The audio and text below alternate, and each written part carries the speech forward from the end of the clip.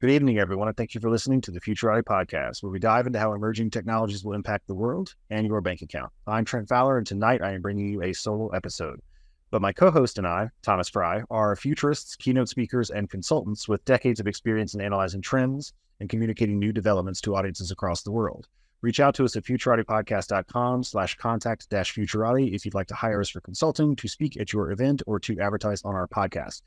I just wrapped up a fascinating interview with one Daniel Golliher, who is the founder of a civics school called Maximum New York. And I first encountered Daniel years ago when he told me he was using Rome to map out the structure of the New York City government.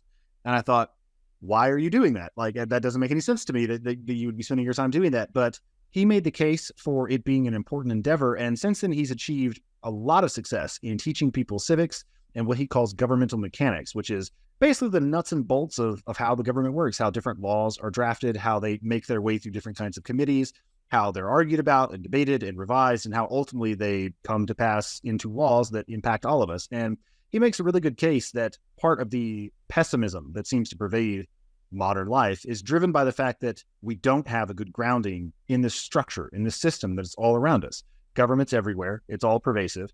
Yet most of us don't know how it works. And that causes us to be afraid of it, or to fail to visualize the options that are actually open in front of us. And that's true if you're in public office, and also true if you're just in the private sector. So despite having sort of a very dim view of politicians and politics, I've found Daniel's work fascinating for a long time. It's because he's so interested in it, it kind of draws me in too. So I was delighted to finally get him on the podcast and to talk through all this stuff. And I hope that you will like it as well. So without further ado, here is episode 154 with Daniel Golliher.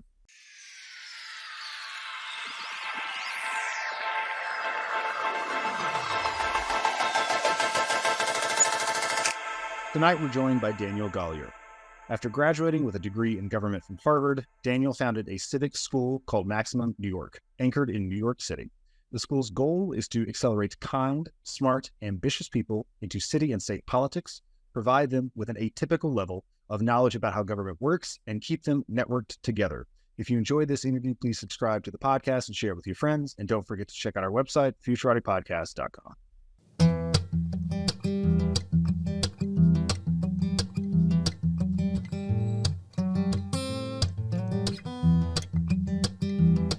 Daniel, thanks so much for coming on the show. Thanks for having me. Let's hear a little bit about your background, your interests, and what brought you to working on the problems you're working on today. Well, I grew up on a farm in Indiana. I graduated from Harvard College with a degree in government in 2014, and I have wanted to live in New York City ever since I came here for the first time when I was 15 years old for a national parliamentary procedures competition. And I think that summary origin story hits a lot of principal markers for the things that I'm working on now, one of which is I love America. I love all of America. It's a large country that has so many different ways of living that everyone can find their place. And I love where I came from, and I love where I am now. But New York City, it fits me like a glove. And as I mentioned, I could tell that when I came here when I was 15. And why I came here was a foreshadow for my larger interest in government and civics, which is parliamentary procedure, is a less well-known component of all of that. So my general interest is government and law, and I think a lot of people can relate to it because it can be looked at through the lens of complexity and systems, because it is both of those things. So many people have that thing that hits that part of their brain that loves systems. And for some people, that's a certain video game. I mean, I played Age of Empires 2 and Pokemon. Those games can hit you in the systems. Yeah, they can hit you right there. But coding can do that. Many vocations can do that. There's systems everywhere. But for me, the system that called, and has called for a very long time, has been government and law. Ever since I was little, I enjoyed reading political histories. I love stories of America's founding. It was always especially interesting to me. I did think about going to law school, but I did not wind up going. That was more to do with the monetary cost, the opportunity cost, and realizing at the end of the day, do I need a JD to do the thing I want to do? And the answer was no. But I still love the law and government. So that's a little bit about my background. There's a lot of government stuff in my background, both interest-wise, and as I mentioned, my undergraduate degree is in government. Although, as you may have read, I do think political science degrees around the country are mostly broken, and that when people graduate with one, they not only don't really know anything, but they have tricked themselves into thinking that they know quite a lot. And so that cauterizes their curiosity for further learning. So in fact, I think political science degrees tend to not just be net neutral, but net negative for most people. Oh, wow. Wow. Okay. Well, I want to get into all that, but I wanted to start with your fascination with New York, because I've only been a couple of times, but it's a legendary city, one of the great cities.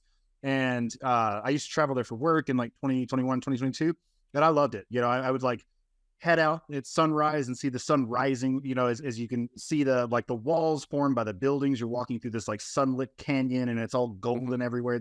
There's something electrifying about New York first thing in the morning. So I'm just curious as to like, what struck you about it? Well, as I mentioned, I came here for the first time when I was 15, and it fits a standard American tale because it is one. So my mother drove me to Indianapolis to catch a Greyhound bus to New York City. And right before I got on the bus, pulled me in for a hug. And her last words to me before I got on the bus were, "Don't forget to look up." Because, and I've written a post about my New York story, but so she had never been outside of Indiana or Ohio really at this point. And we had really only both become acquainted with New York City mostly through books. But she, despite never having been there, she did understand that people come to take things for granted that they're regularly exposed to. And in New York, the thing that she was talking about is people forget about the vertical dimension and majesty of their city. They forget that you can be stunned by the achievement of a skyscraper. And not just, I mean, people think it's the vertical dimension of it, but they often forget the city goes quite deep as well. It's not just the subways, like the floors that go below. So to think that humans can do that kind of thing is magic. And especially when you're standing right at the base of a very tall tower. But again, not only do the locals who have been here for a while, and for me, you're a local as soon as you decide you are. That's my rule. But the locals forget to look up, but also tourists. You can be here for 1, 2, 3 days, and then all of a sudden your eyes are firmly parallel to the ground too. So I don't have a problem with forgetting that now. I mean, I've always loved skyscrapers, but so my mother's advice was true. So in any case, the built environment is the answer to your question. Some people are called to the sublime and the grandeur of nature, like these enormous landscapes out west, which I think is great. But the thing that calls me is this particular man-made built environment. So that first and foremost, and to your point about the golden mornings in New York City, that is extremely true. And the thing I experienced today was, is a beautiful icy blue, because a lot of the new residential high-rises, many of which I think are beautiful, the glass reflects blue rather than a gold. It's a different kind of material. And it was a delightfully cold winter day here. So when the cold winter sun hits the buildings, instead of a gold, you have almost, it's not quite a jewel tone light blue. So it's a different potent beauty that's ambient from the man-made environment. No, so that's simply the first thing. Yeah, New York it's one of the most shining monuments to human ingenuity and intelligence that's ever existed. And I think certain kindred souls feel a kindling when they encounter it, when they behold it, and it speaks to them in a really profound way. It always has me as well. So that's fascinating. And you said your interest in government goes back a long ways. I mean, did you always know you were going to be in civics, or how did that evolve? Well, I didn't actually know. I mean, well, some little boys want to be astronauts, some little boys want to be firemen. This little boy wanted to be president, but I didn't know what that meant. I just knew, oh, that's the person who's really in government. Like when I was very little, that's really what that meant. The most in government. And the most in government. And of course, as I got older, right at the end of high school, I started to realize what that office really meant, and I stopped wanting to be it. Personally, although I wanted to do other things. But I still retained my immense interest in government, civics, and law. And then when I got to Harvard, that's when things really started to shift under my feet in a lot of ways, so I entered the government department, and I very quickly found that most people were not in that major because they wanted to lead, they wanted to be in charge. Or another way you could phrase that is, they didn't want to govern, they wanted to be in charge. And governing requires being in charge, but you can be in charge without necessarily governing well. So my interactions with a lot of the other students, with the structure of the major itself, there was a lot of friction. I wound up taking one semester off just because I was, in fact, very, very mad. I was mad at all the other students. I was mad at the university for the way that the degree program was structured and what it did not contain, which at the very base is just some sort of test to verify that students understand the basic components of government. Most of them do not. Possibly none of them do not, which is the interesting thing. And so I came back refreshed and realized I don't have to feel bad about that. I can just do what I'm here to do. And so I felt much better after I came back from my semester off. But the thing that changed was I realized I need to take probably quite a lot of years to figure out what my place in this system will be. I'm surrounded by people who are confidently going at the system to try to take roles in it, but I also see that they do not know anything. Vast amounts of fundamental knowledge they just lack, and they're not curious about it. And I didn't want to be that. So I worked about full-time all throughout college. I was a operations manager on duty at Harvard's gyms. I just kept that job after graduation. And then I went to work for a law firm. I wound up bouncing around all kinds of places. So the path goes gym, paralegal, coffee shop in Cincinnati, back to the gym, back to the same law firm, but on the PR team, after which point I finally quit in July of 2020 to start Maximum New York. And it stuck. But the general shape of the story is trying to learn much more about the world and about the specifics of governance before trying to take those reins, even in a small way. And from where I sit now, I'm very glad that was my approach.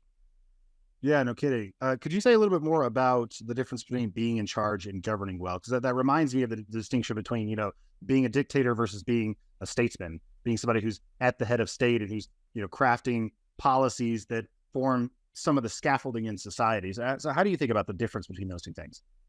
Well, and there's also there's that meme or that cartoon probably a lot of people have seen, the difference between a boss and a leader. And it's like the boss is on a sled having all the employees pull them, and the leader is also, I don't know if people have seen that, but in any case, not quite the same thing. So someone who is interested in governing, first and foremost, must understand what is a government. To govern is the adjectival form of whatever that noun is. So, well, what is that noun? What does it govern over? What is the structure of society?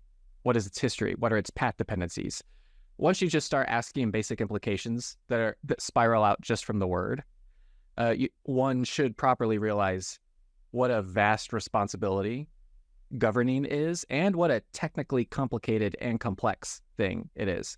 So you can attach many definitions to government, but the basic one that I use is an institution that has a monopoly on legal force over a given geographic area. Mm-hmm. And then you can complicate that further by saying, is it a democracy? Is it federated? Whatever.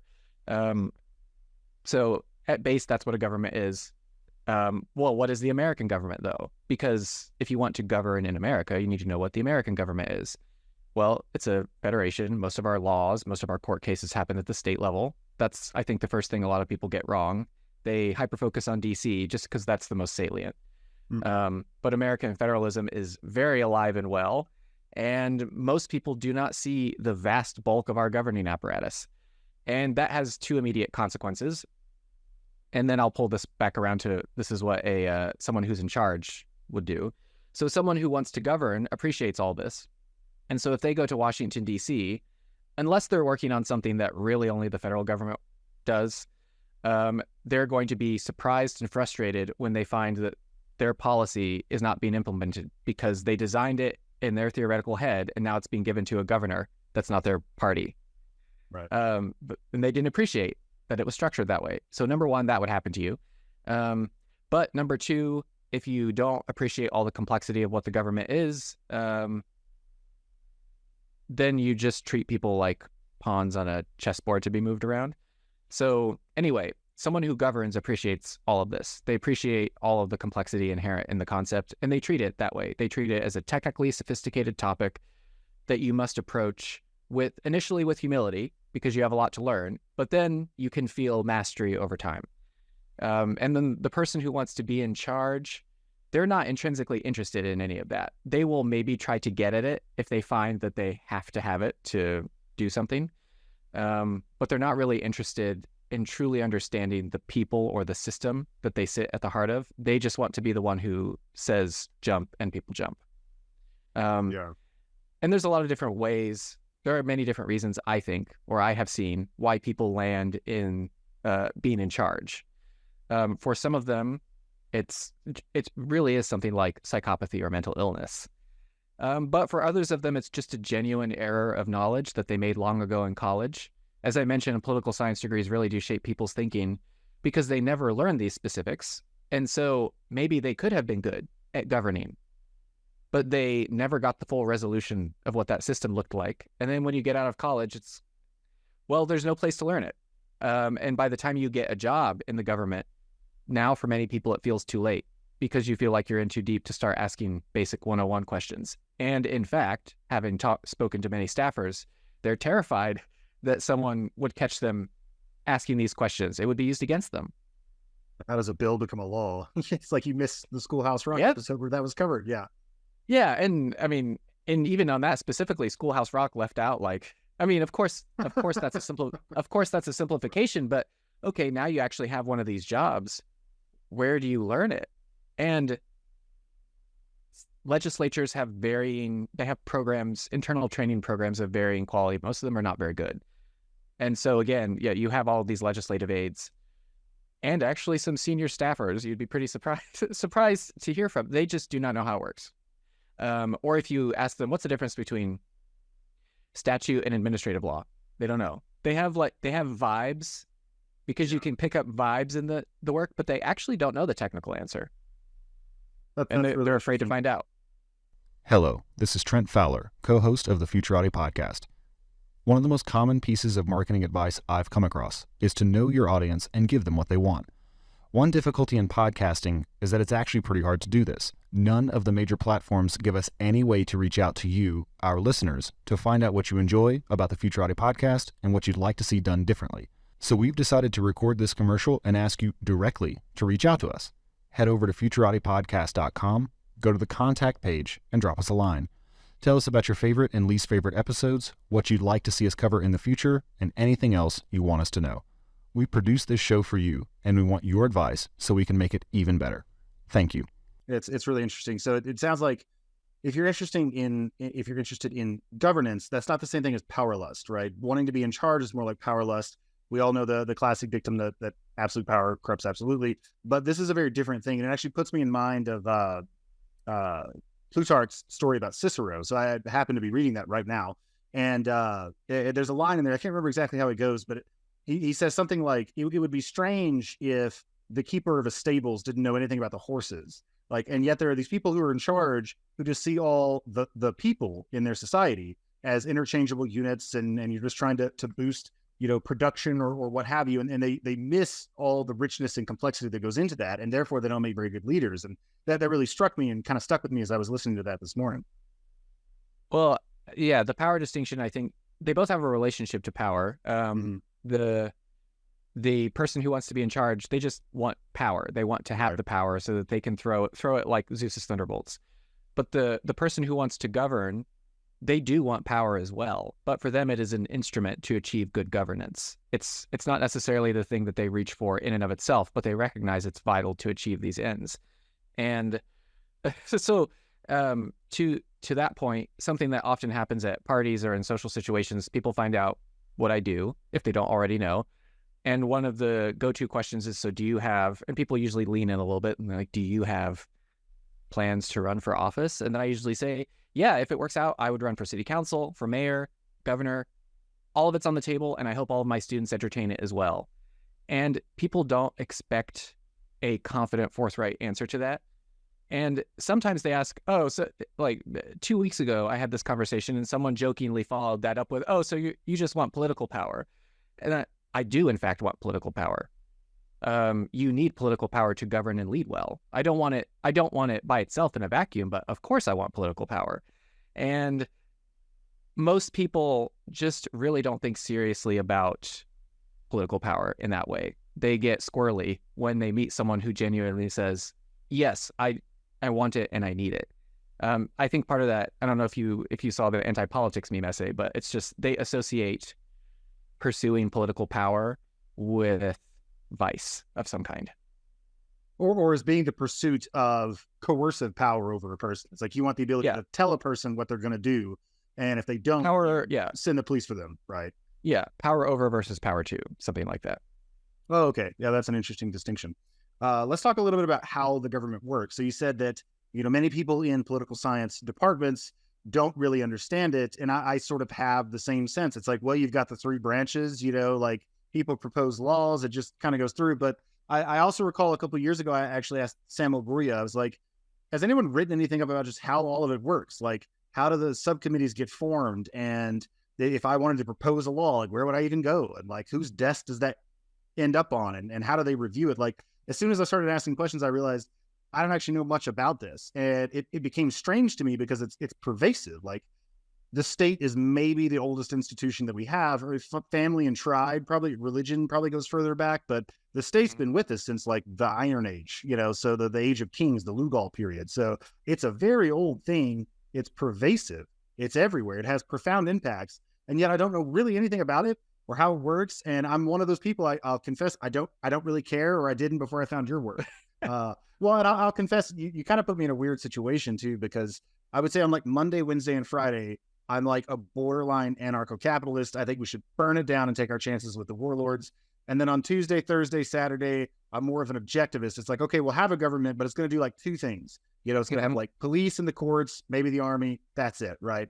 But like interacting with your work, I was like, maybe there's something interesting here. Maybe there's a fascinating problem that's worth disentangling. So that's kind of what led here. So if you want to just, what's your high level, 5-minute breakdown of how the government works? Ideally, the federal government. I know you focus on New York, but whatever you. I am in fact working on my version of this book. So I have a few chief organizing frames. So the first one is there are 4 kinds of law, and they are distinguished by who makes them. So the first is constitutional law. It's contained in constitutions, and the people make constitutions. And you can say that rhetorically, but in fact, often both the federal and the state constitutions usually require a convention or something like it. So you have constitutions, they're written down, we know where they are. You have statutory law. That is law made by legislatures. And some states, or Congress, and some states allow the people to amend their book of statute via a referendum like California. But in general, statute is made by legislatures. Third is administrative law. These are called rules or regulations. They're issued by administrative agencies. At the federal level, people know like the FEC, the Department of Transportation, the Environmental Protection Agency.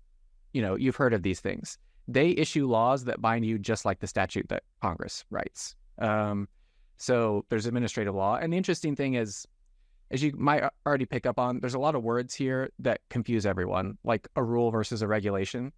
People will use the word regulation to mean literally anything the government does. Colloquially, that's how it's used. Fine. But legally, a regulation and a rule are a law that is issued by an administrative agency.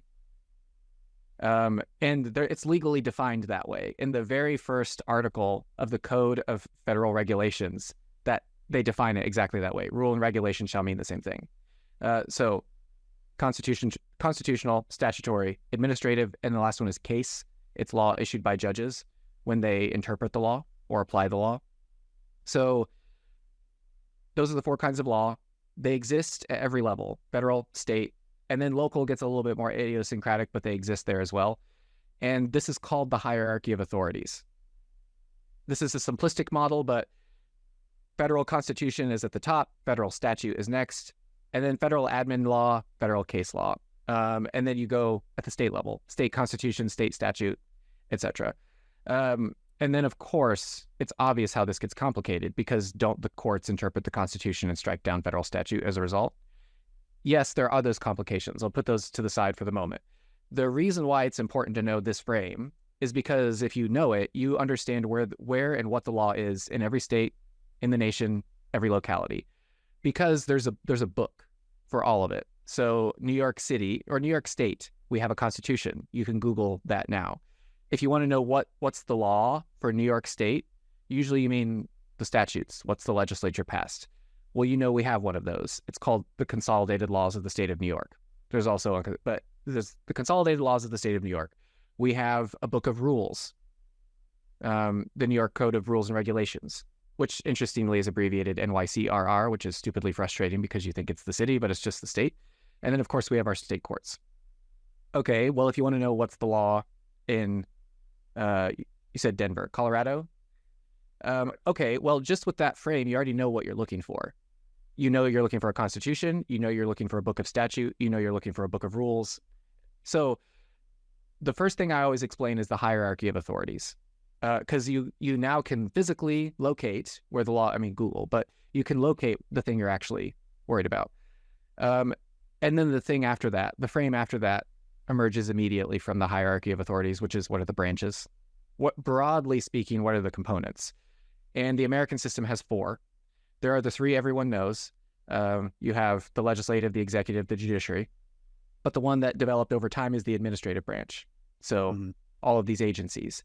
Initially, most of them were illegal under U.S. law. They came to be legalized through court interpretations of the law, except for the few that were hard-coded into the Constitution. And then so I have the hierarchy of authorities, the 4 branches, and then the last lens that I always use is the lens of corporations versus sovereigns. So a sovereign is a thing that is self-legitimizing. It does anything else for its authority. And we have the federal government and the several states. Those are sovereigns, and they share sovereignty in many domains. Something like New York City is not a sovereign. Its charter, which is its constitution, requires the state to exist, to empower itself. So why corporations as opposed to sovereigns? Because really those are the only 2 things that exist. If you are not a sovereign, you are probably a corporation with a different word slapped on it. So everyone knows about S corps, C corps. Maybe they've heard of LLCs, which are technically not corporations, but same kind of thing. They know about these. Maybe they know about 501c3s, even if they don't know about many of the other 501c organizations. It's not just 3. But New York City is a corporation. It's a municipal corporation. And if you look at it's the same for local governments everywhere, for the most part. If you look at its actual legal structure and you didn't know better, you would think, this shares a lot of similarities with a corporation, because it is, in fact. So once you realize it's a corporation, assuming you know what a corporation is legally, then all of a sudden how the city works snaps into focus in a way it never would have before. Oh, I understand why it has contracting authority like this instead of like the state government, because it has contracting authority that more resembles a for-profit corporation, I would know. So in conclusion, my 3 frames are hierarchy of authorities, the 4 branches of government, sovereigns versus corporations. And those are the ones that I give, like in my intro classes. I introduce those 3 first. There are other frames to use, but I think those ones do a lot of heavy lifting for people. Fantastic. So I wonder if we could tie that back into the original question about good governance. So what is it that a person gains in terms of their ability to govern by knowing these things? I mean, obviously you need to understand the machinery to some extent, right? But I think the common understanding of politics is that it's like a lot of wheeling and dealing, and it's more, you just need to know the right people, and you kind of delegate things and make backroom deals and that sort of this sort of process that's depicted popularly. What do you get by taking a course like Maximum New York that will allow you to govern effectively? Is it just understanding kind of the framework and being able to get laws passed more quickly, or is there something deeper? Yes. So usually the way I often say government should be put on the same shelf as physics. So people expect physics is very hard, and I need to learn a lot of stuff to have a good grip on it. And of course, government is not the same as physics, but I say put it on the same shelf because now your expectations are there is so much more to learn. Because most people just inherently resist the idea that there's much there. So what do you get by taking the class? Well, first of all, I think a lot of what you said is true, but I would add a ton to it. So like there is wheeling and dealing. There are back rooms. It is all about relationships. Politics is social rulemaking. So it's all about people. Okay, well, if you take the class, you know where the back rooms are. You know who's in the back rooms. You know the kinds of things they talk about. You know the things that you need to say to be taken seriously in those rooms. I mean, there's some basic stuff, like just mechanically, where are the rooms, who are the players, number one. But then number two, one of the components of my final exam is you do have to draw a map of the New York City government with its dependencies at the state and federal level.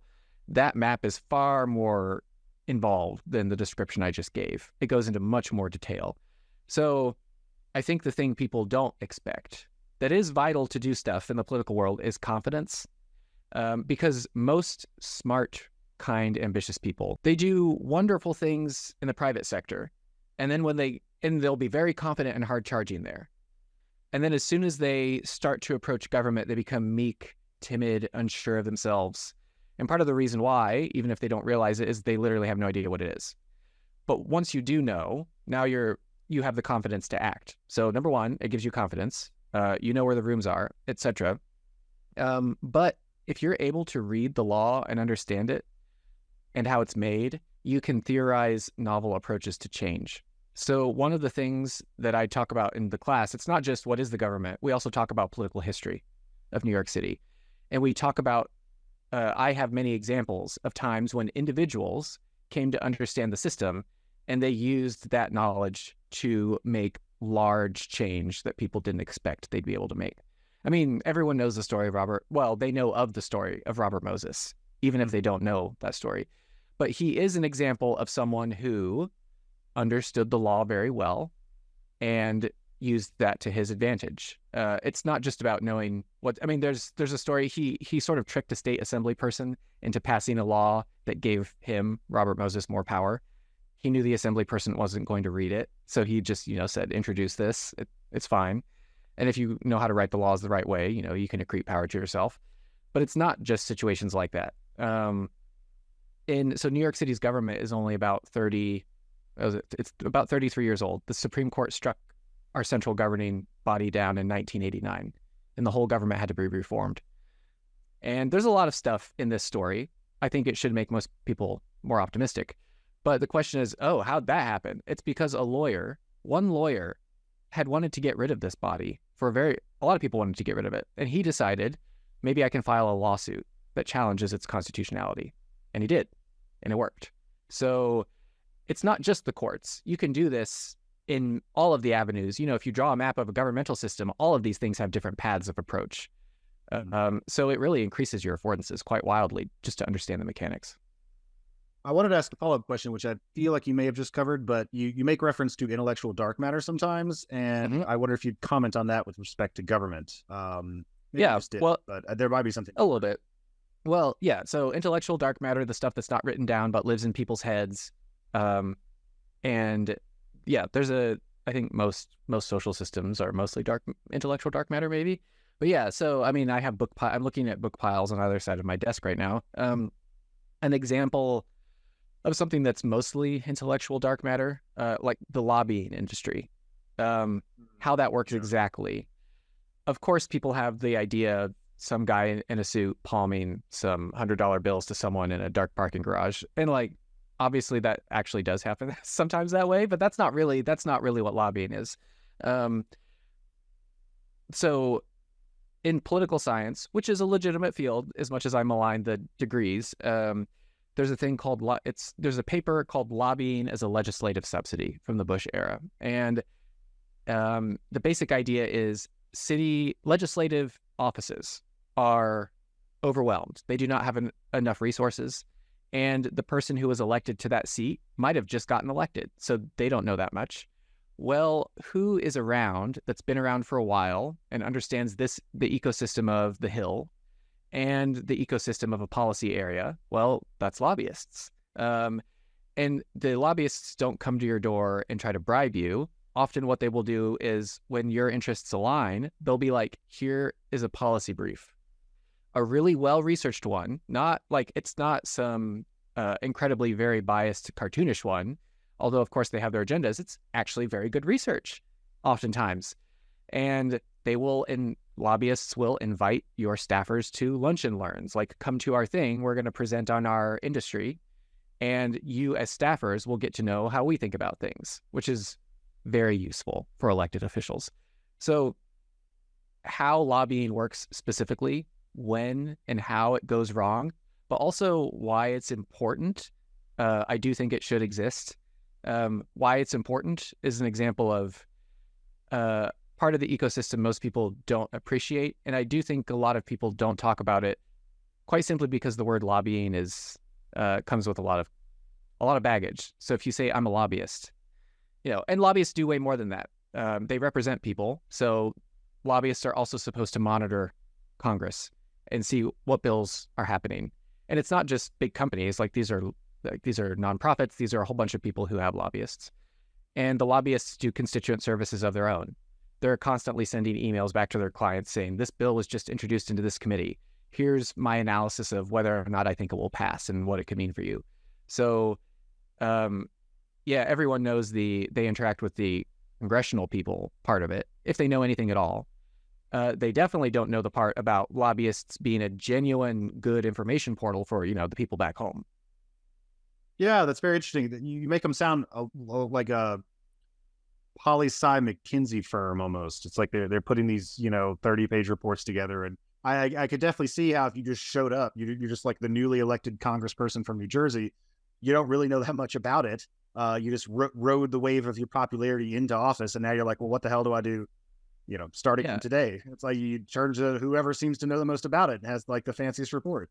Yeah, and there is a very common phenomenon is someone, a first-time member of the legislature, they're running and saying, I'm going to clean up Washington. I'm not going to take corporate money. I'm going to, dispense with the lobbyists. And okay, you get elected, you land there and you realize, oh my God, I don't understand anything.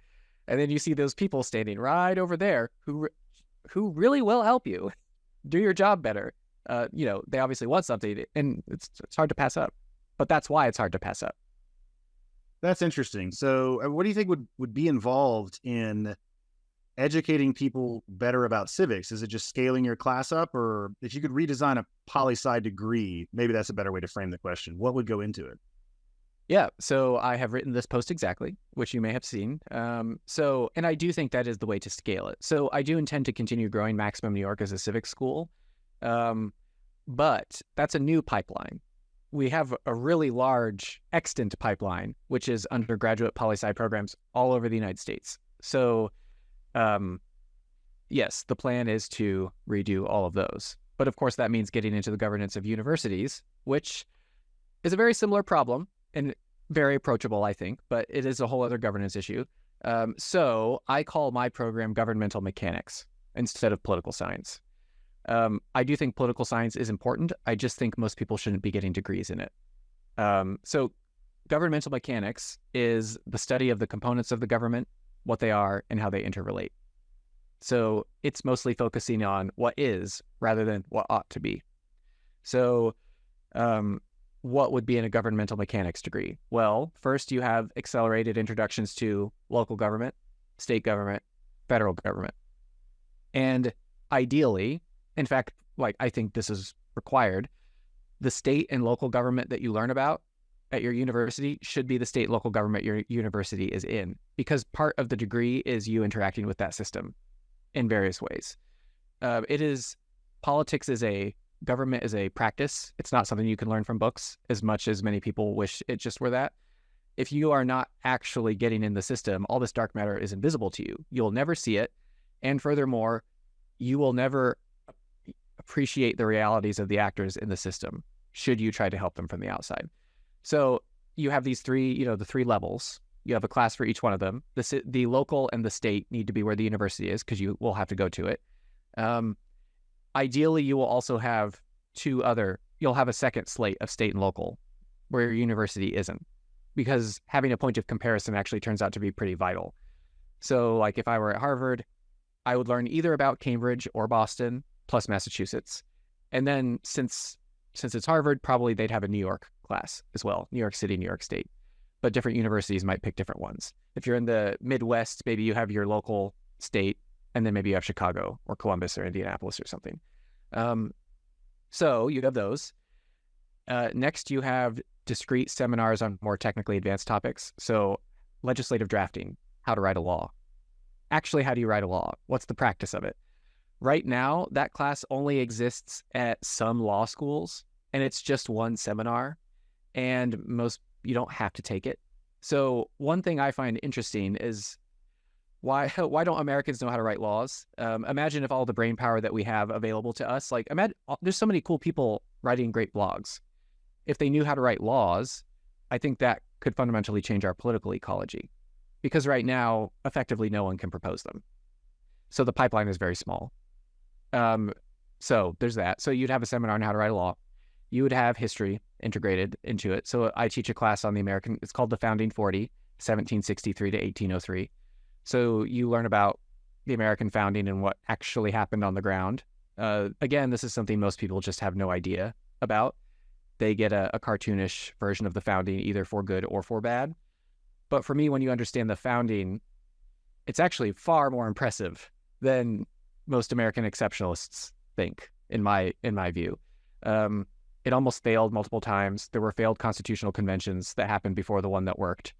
And that's remarkable. How do you hold a nation together after a failed constitutional convention? Most people managed to have a revolution and then collapse into tyranny, but America iterated. Revolution, and then failure, 1787, and then still some failure, but it held. That's remarkable. Well, why? How? There's actual operational knowledge you can pull out that's relevant today. So various history seminars as well, legislative drafting, seminar on corporations. I mentioned why that might come in handy. These are some of the things that would be in that degree. What would this have to offer people who are not necessarily going to go into politics or government? So you said that some of the people that you have come through the class are lawyers, obviously, or future aspiring politicians, but tech founders, similar sorts of people who, understand that there's a organizational political system as well. Like, when you decide on a piece of software to use, that's like a consensus process. You talk it over, you propose different things, there's iteration, and then you settle on something. So it seems like the basic idea probably has much further reaching ramifications, and a lot of people could get something out of it. So what would be your case to those people?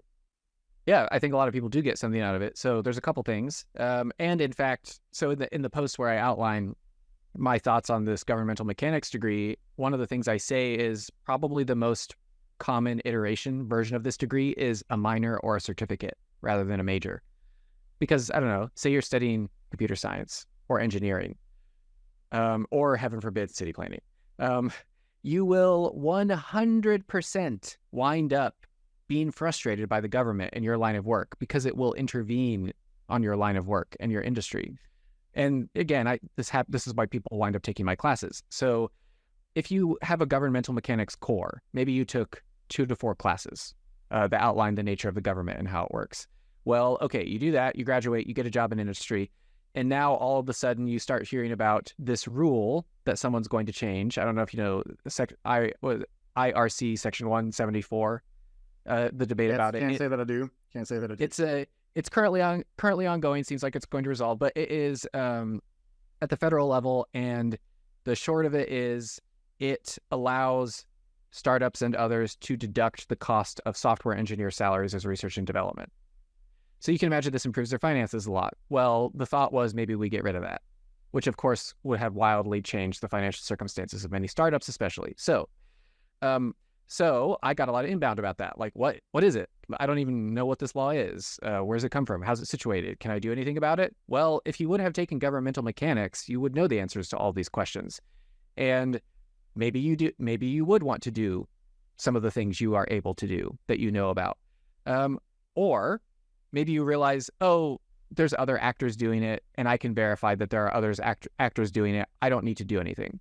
That second one, I think, is underappreciated by a lot of people, which is that you can feel psychological calm, ease, and optimism.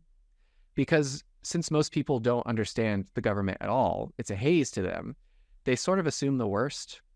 So in addition to being able to act and understand when that might be, the other thing that governmental mechanics gives you is the ability to see when things are going well and why they're going well and why maybe you actually don't need to do anything. It's fine. The thing I often say in class is pessimism is free, cheap, and available to anyone. Optimism is the domain of the sophisticated, and it must be earned.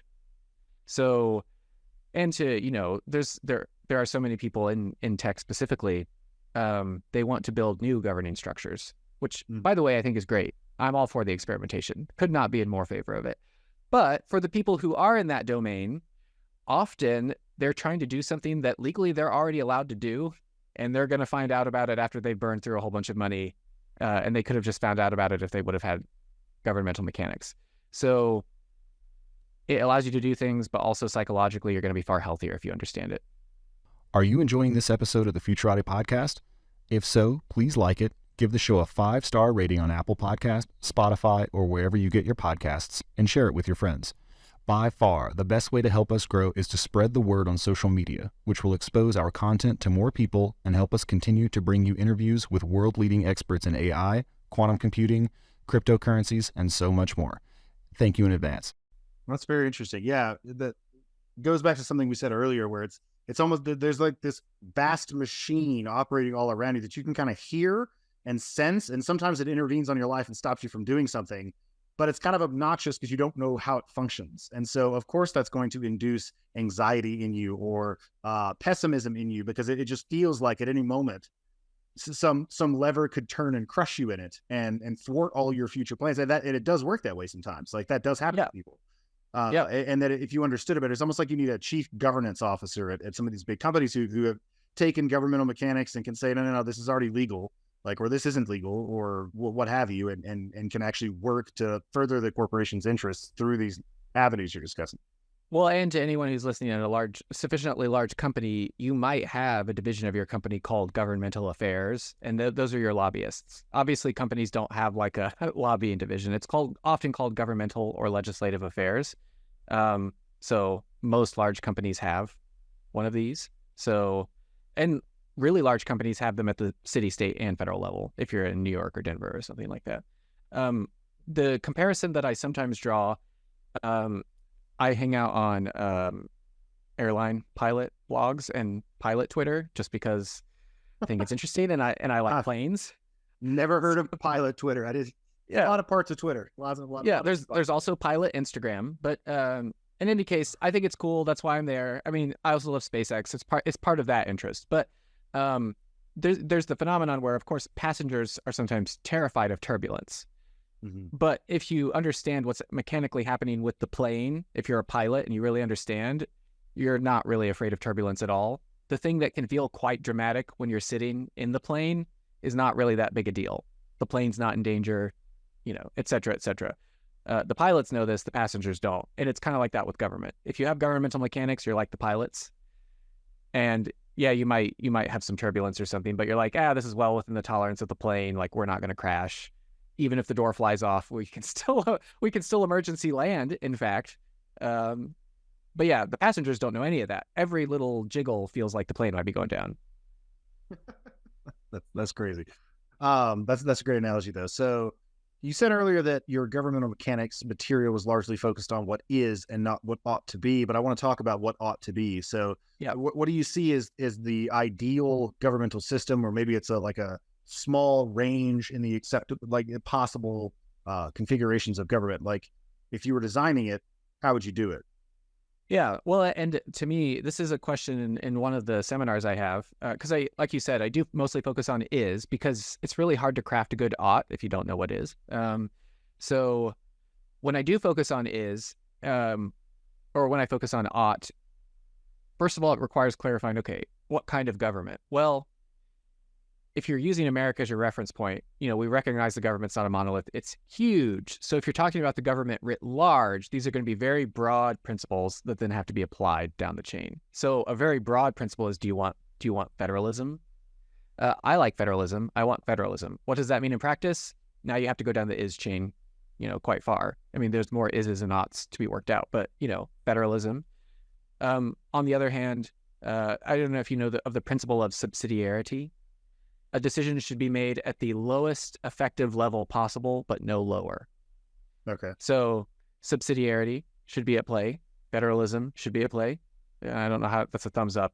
I don't know how I made that. But in any case, subsidiarity, federalism, and then within the domain of a sovereign where power is not shared, you should strive to eliminate vetocracy.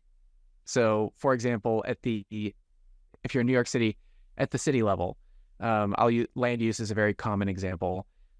you should eliminate the amount of steps and approvals you need to build something and the amount of people who get to have a say over yes, no. It should be a streamlined, very clear process. And I think that works better for everyone. If you hate the thing they're building, you know very clearly where your opportunity is to voice that, because right now people don't even know. And if you really want to build the thing, you know too. And the people who are building have predictability so they can operate in a market. So to reel it back in, to answer your question, when I think about what kind of government, federalism, subsidiarity guides where you put the different authorities, and then within the domain of a non-shared sovereign, elimination of excessive veto points. And then separately, you can think about, so these are more mechanical things. Over here, you have philosophical considerations, like preservation of property and individual rights foremost, for example. So you just come up with your list like that. So this is an example of how I think about how to design a system. So it's ultimately grounded. It's ultimately grounded in a conception of individual rights.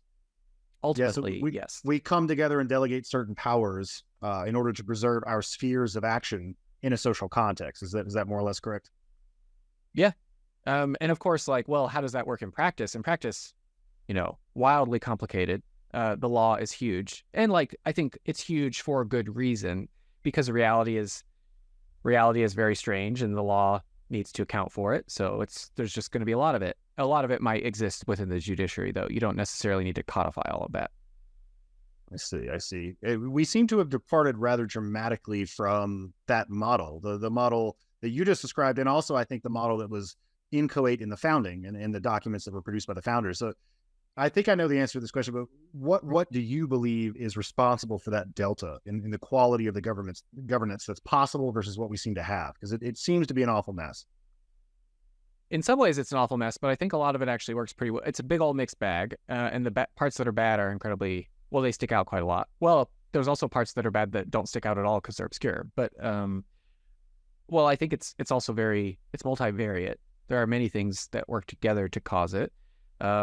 But one thing that emerged certainly under FDR at the federal level is the idea that experts can plan and do this better than, people and markets and more decentralized institutions like churches and local schools and et cetera. So number one, the idea that we should centralize all this power to a relatively small amount of people for the whole country because the experts know best. And, putting aside the question of who picks the experts, but, the experts know best. So number one, there's that idea, and it became very popular, and it remains popular. So that. Number two, I do think part of it is because people over time genuinely have lost the capacity for self-government. And this is not it was better in the past type situation. I think you can make a genuine case for it from the perspective of social technology. So Sam Oburia talks about social technology in his book, but people do not, like, the example I use is Robert's Rules of Order. I happen to have this book. I'm a parliamentarian by trade, and this book is actually very important. It is the parliamentary standard for the New York City Council, for many parts of our government. If you know it, you know quite a lot about what goes on. It's also the parliamentary standard of many corporate boards, churches, private civic associations. It is open source. It's an open source institution manual. So if you really know how it works, it's really easy to stand up a whole institution really quickly. And Americans did used to do that.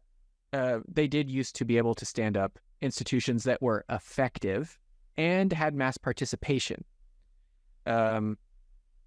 which are distinct from the modern day nonprofits. Modern day nonprofits are like small staff, don't do that much. They get funding from somewhere else. They have no mass participation. It's not really governance. So anyway, to answer your question, the political idea that the experts know best, so put all the power in their hands. But then the other thing is people did genuinely lose the skills, because as central agencies took over more and more authority, more and more responsibility, did more and more things, people stopped doing them. You don't have to have a conspiracy. The muscle atrophied. And I don't think people quite realized what was happening. And now you have books like Robert Putnam's Bowling Alone, The Collapse of Civic Society. Why did it happen? And of course, he talks about being isolated, being lonely, that sort of thing. But it's also this other thing. People do not know how to stand up their own institutions and reverse the situation. I mean, some do, but many people do not. Yeah, and it's one of those things that I don't know that would even occur to me. Like I might start a book club, I might do something like that, but it would not occur to me to try to do something bigger than that, where there's like hundreds of people involved. It's like I want like the 5 smartest people I can find, and I don't care about any of the rest of it, right? And I think a lot of people either would fall into that bucket, or they would participate in church, but they would not know how to generate that thought. It would not come to them internally on its own. Like there would be a process involved. I mean, what do you think would be required to stitch some of civic society back together? Like I'm not religious, I know churches have played an important role in history as a source of cohesion. Yeah. But I'd like to see alternatives. I mean, I don't have a problem with the churches existing, but it's not for me. So it's like, well, what would I do then? Like, how would I go about that? What's something I could bite off that wouldn't be too onerous, that would start to get more of that buy-in and encourage more of that self-sovereignty? Well, you really have to know a person to figure out. Well, okay, I'll say this. Part of it is everyone could do with reading like a few very short books about this first. So, I could walk up to you or anyone else and say like, okay, what are you interested in? Like, if you like book clubs, aim a little higher and try to start a library. Like if you wanted to, from first principles, of course we have the standard model of a library, but from first principles in the modern context, what does making a new library look like? What is required? And if you treat that seriously, well, that's a very fun kind of project. You learn what all is involved in libraries. You'll wind up speed running a lot of the problems that the legacy institutions have solved. You'll see that's why they solved it. But then you'll also see, well, I'm not mired in their path dependencies. I can maybe do it differently. So a lot of people have an interest that could be made into an institution. And then, of course, you have to think, well, why am I going to make a library? What do I do with that? What do I get with that? Can I support it? But make a library. You'd wind up needing a board of trustees maybe or something. I mean, this sucker is going to come to get you no matter what you do. So make a library. In my case, make a school that is now expanding quite rapidly. And I lecture now to students at extant, like previously existing institutions.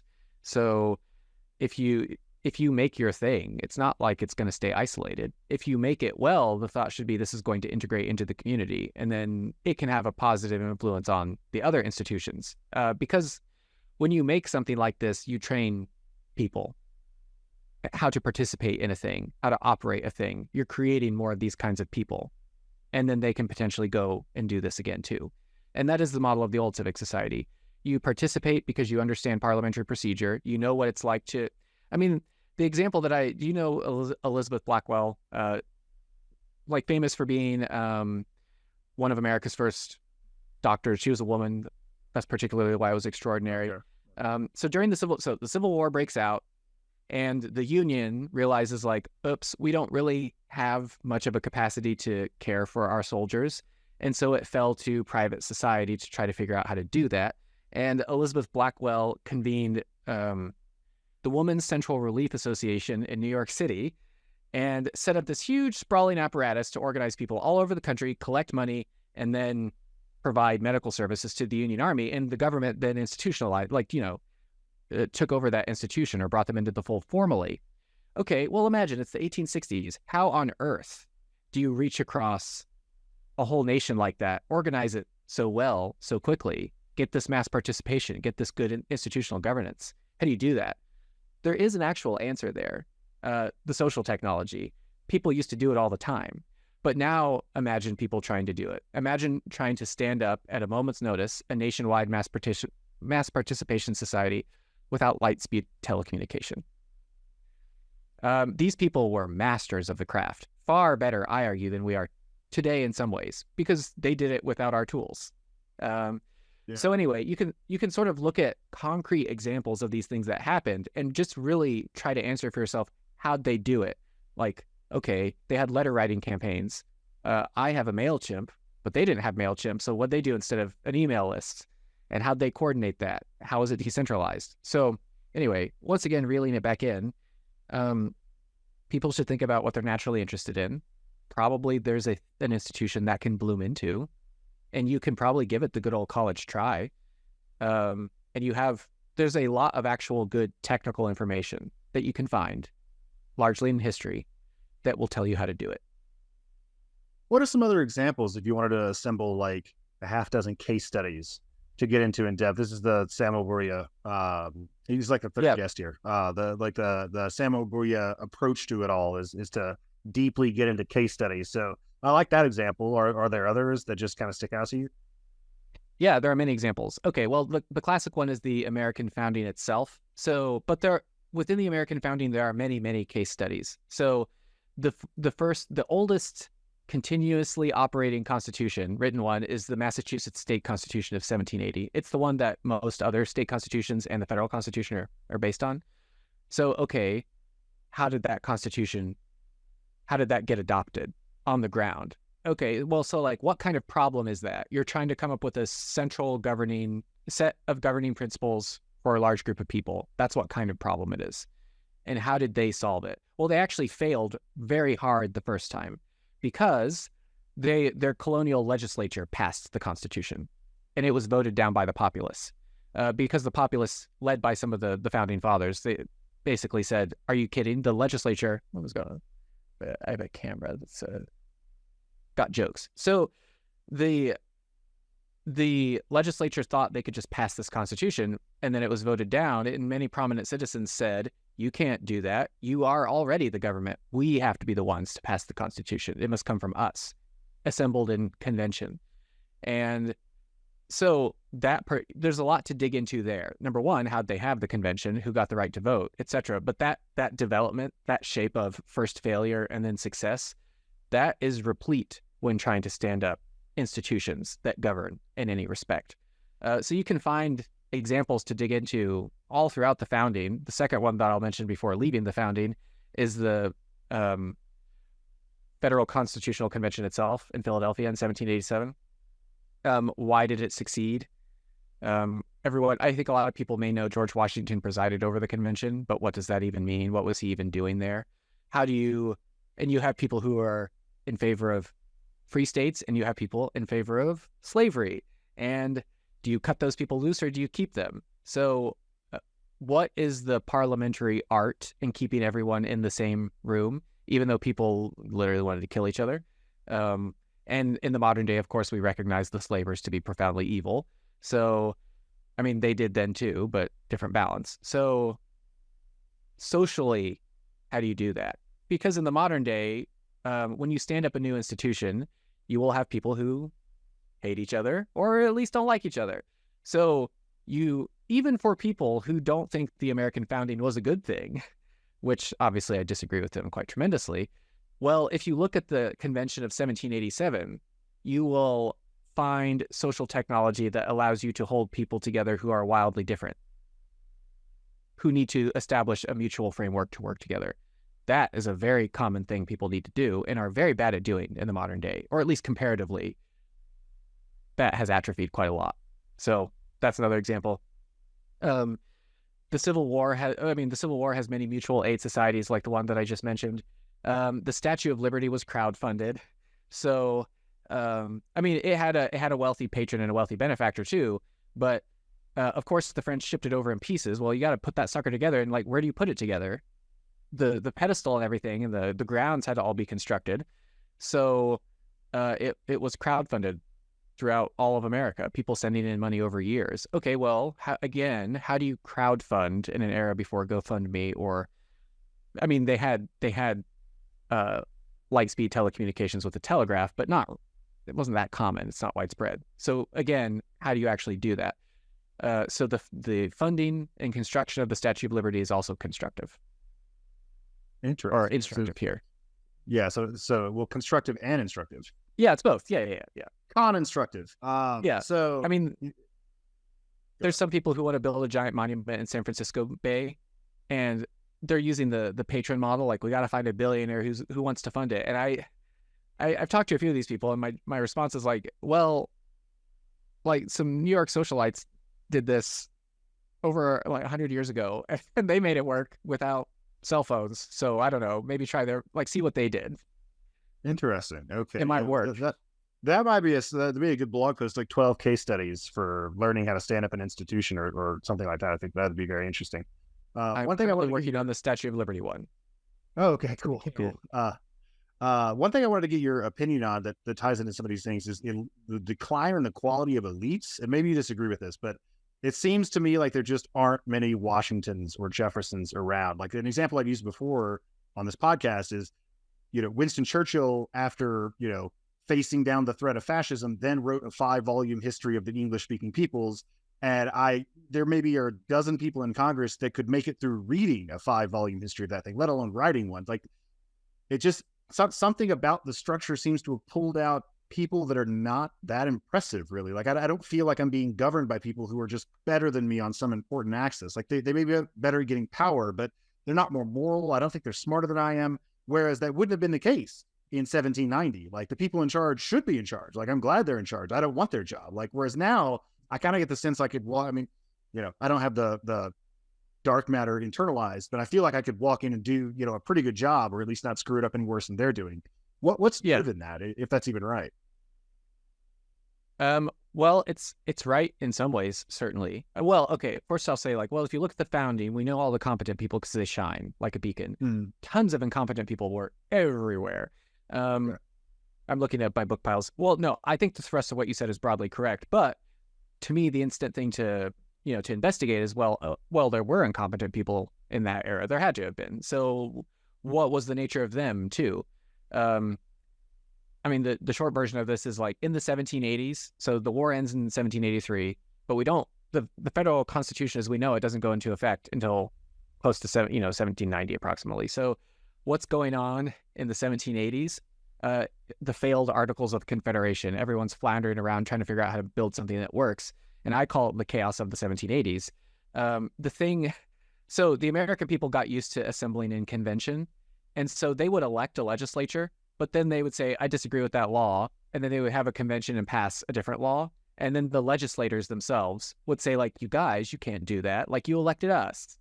And that phenomenon was very widespread, the American tendency to convention, and it challenged rule of law, etc. But you see a lot of, I consider it to be very uncompelling, incompetent state legislators who are elected to these new legislatures.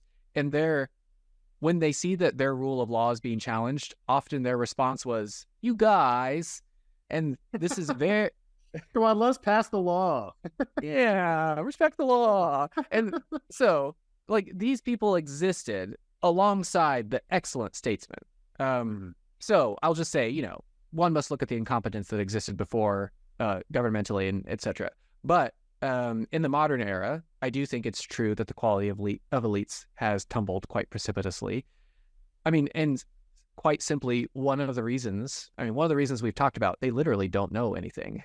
I have talked to several people who have run for Congress, and they have not even read the federal Constitution. And they wind up in my classes, etc. And whenever someone in my class, if they've run for something, usually we will wind up getting a coffee, and I ask what's your interest in government? And because I generally know what the answer is going to be, I ask, so what did you experience of the law before you ran? What was your main interest? And then it will come out that they've not touched any of it. But I think this goes back to how the elites are trained. They're trained in a specific set of institutions with specific programs. And my whole thing is those programs don't teach you anything. And they, in fact, cauterize your curiosity so that you assume you sort of already know everything.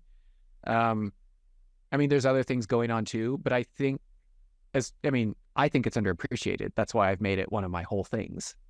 Yeah. And it's pretty easy to verify too. Yeah, I agree. But I'm just thinking who was the transportation secretary? Is that Gavin Newsom? Of the federal government? Yeah, the federal government. Pete Buttigieg? That's it. Yeah. Yeah. Newsom's in California. Yeah. So Pete Buttigieg, there was the whole thing about him speaking, Norwegian. He knows 10 sentences in Norwegian or something. It's Thomas Jefferson knew 12 languages fluently. It's it just seems like there's a different caliber of person that doesn't make it into statesmanship anymore. Or it's much like those people do exist. You've got really, really brilliant people, but they don't go into government, Yeah, well, I think there's a couple of reasons why that is. Number one, when America was founded, we were not really, number one, corporations were still a relatively new thing legally in the modern sense.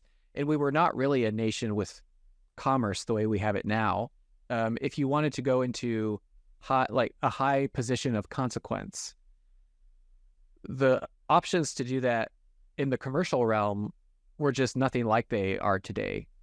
Government was the foremost thing that you could do, generally speaking. Whereas now, commerce has bloomed. You can change the whole world by founding the right company or joining. The opportunity cost has changed a lot, right? Yeah, and to me, it's not just about where do you make the most money. I mean, that's part of the picture, but it's really like when people think about, I want to do big things in the world.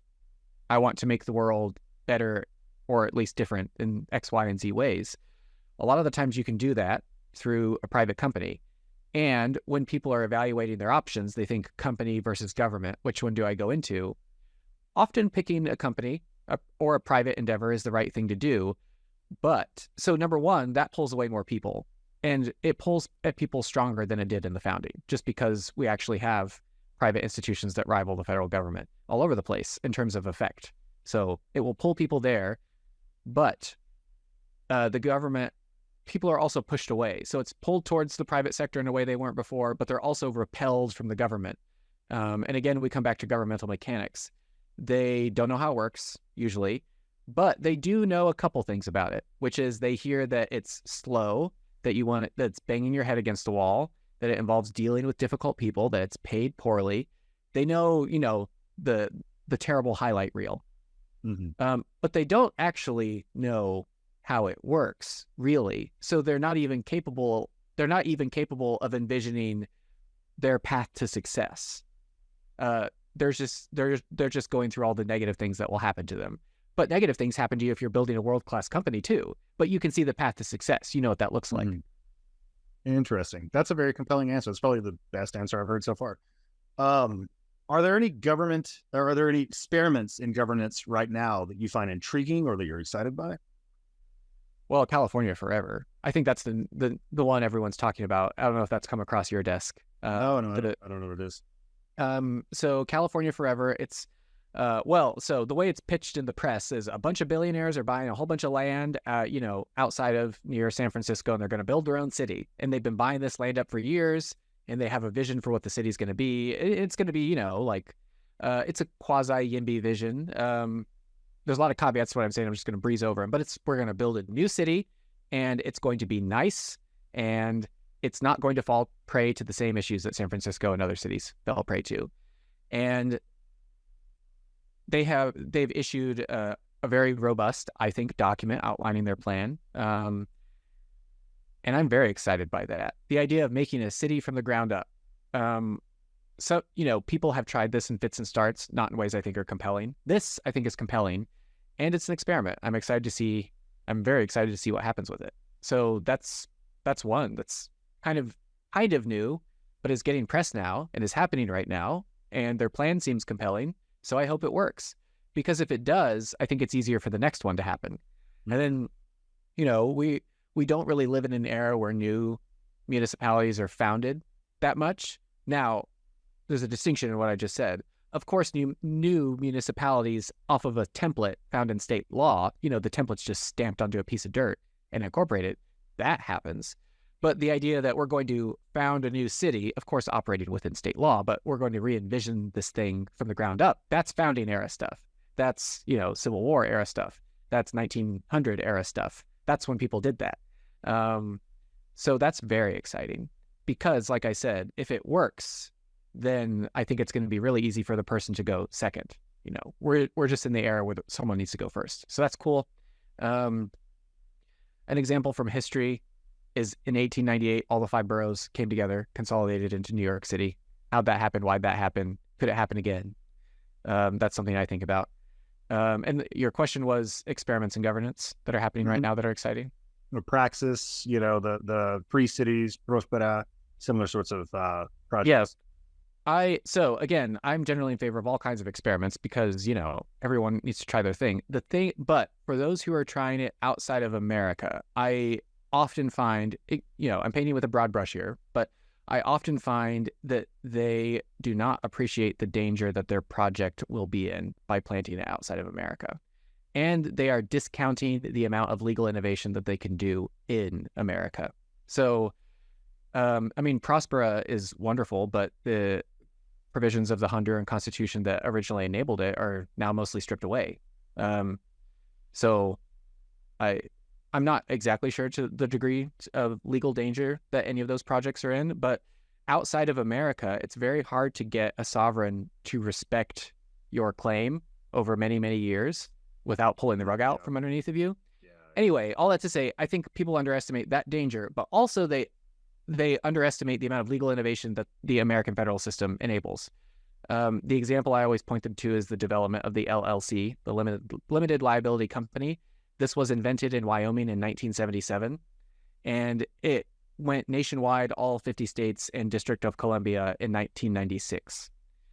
But the LLC is what modern commerce is pinned on, especially the startup world. But that was a legal innovation. You know, some people say it's bits versus atoms, and I say it's bits versus atoms versus law.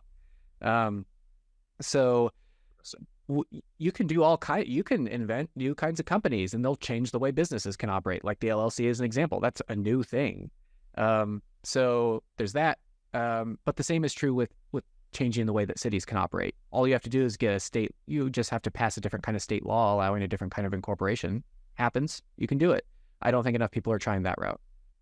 Do you need a dynamic and knowledgeable speaker for an event? Thomas Fry and me, Trent Fowler, are both seasoned keynote speakers, able to converse on a wide array of topics to audiences of all sizes and skill levels. Go to the contact page at futuraudypodcast.com to book Thomas or myself today, and let us apply our years of experience in public speaking to make your event a smashing success. So if people knew more about the governmental mechanics that you teach, they'd be able to see a path forward. It's like you don't have to get to the Mediterranean. You could do it in northern Colorado. You just have to know how to draft the law and get it through, and then you can set up a new kind of city right here. Yeah, and I mean, you can go to the Mediterranean if you want. I don't want to do that, but yeah, as you said, yes, I think there are far more options here than people know, but they literally don't know how our system works. So they, oftentimes, you know, again, broad brush, but they just don't know what their options are here. All right. Well, I feel like you've spent the whole interview answering this question, but I'm sort of curious as to, like, I thought about taking Maximum New York, but it's like, I'm busy. I don't live in New York. I'm probably not going to live in New York at any point, you know? So it's like, I can't attend the meeting even if I wanted to, but it's like, do I really want to invest all the time in like figuring out how a city that I'll never live in works? So what is it? What does it offer to someone like me who's kind of broadly interested in these questions, but doesn't have much use for the specific technicalities of it? How would you pitch to me? I guess sell me.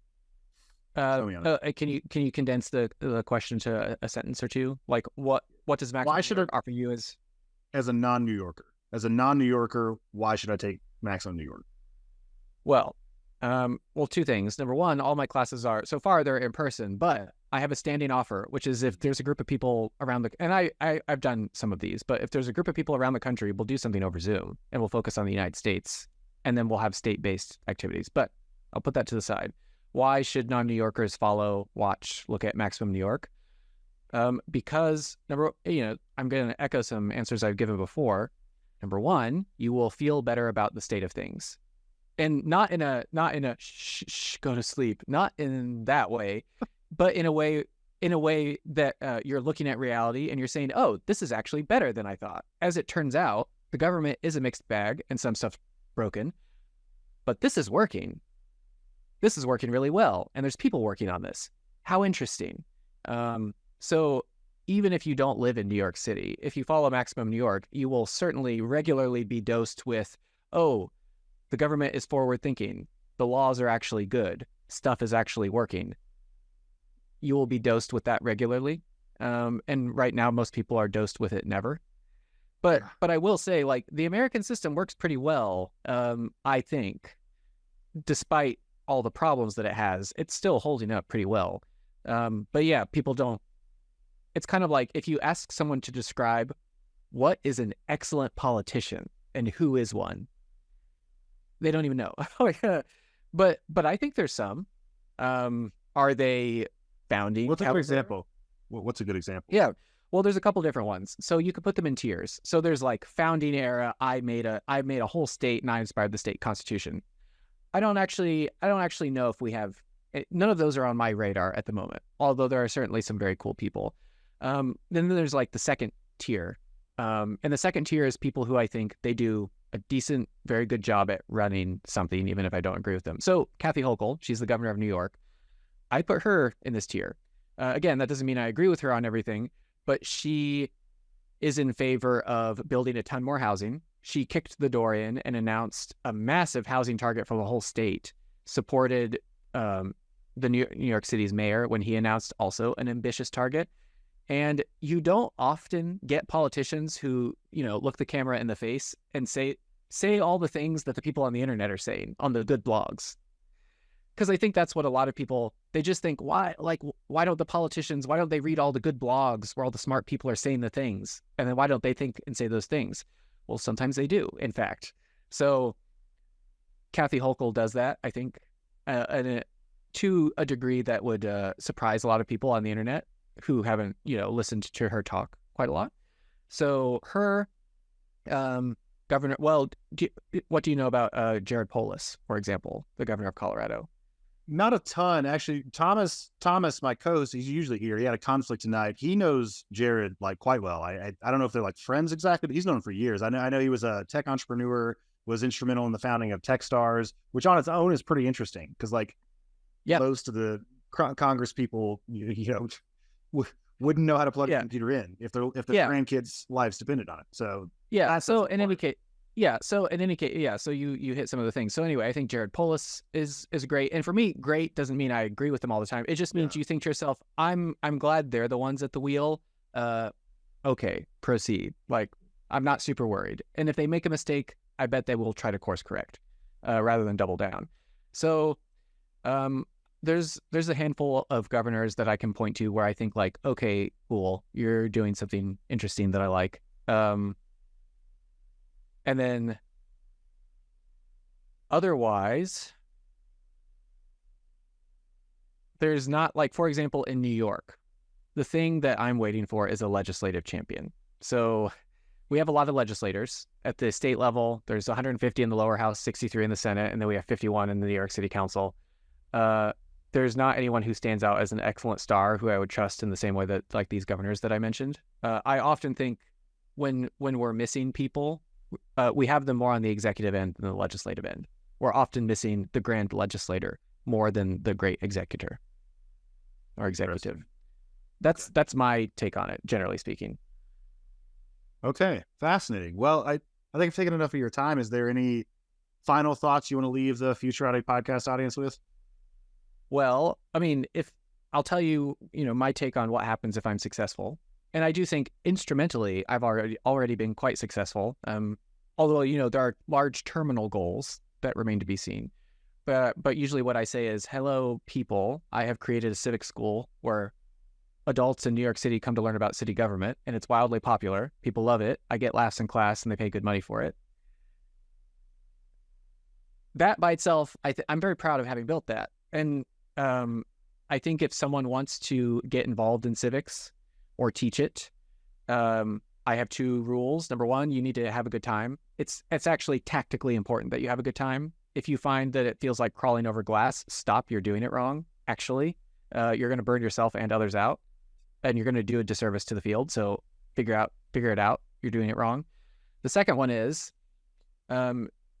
if you really want to be a good evangelist for civics, take it to a comedy open mic, which is what I do. That's where I test my classroom material. If you can't do that at a comedy club, and that's how you decide what to keep in.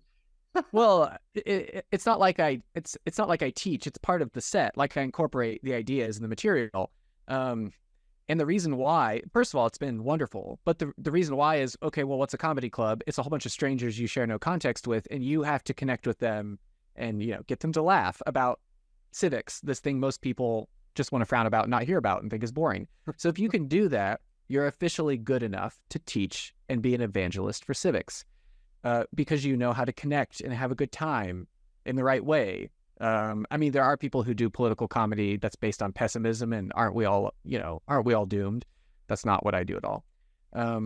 So find the good time, have a good time. Don't try to have a bad time. these things seem trite to some people, but to me, if you want to be an optimist about the future of America, you need to figure out how to have the right psychological posture towards government and civics, because government and civics are a part of that picture. So how do you do that? Well, it does in fact require learning about them. You can reverse engineer that. So, the thing I would leave people on is politics to me is not a bad word. Politics is something that good, virtuous, outstanding, moral people do. And we want those people involved in politics especially. I think it is virtuous to be involved in politics. And if I call you a politician, I'm complimenting you. Well, fantastic. Thanks. That's an excellent capstone to the whole thing. It's been a real pleasure, Daniel. I really appreciate your time and for sharing your insights with us. All right. Well, thank you for having me.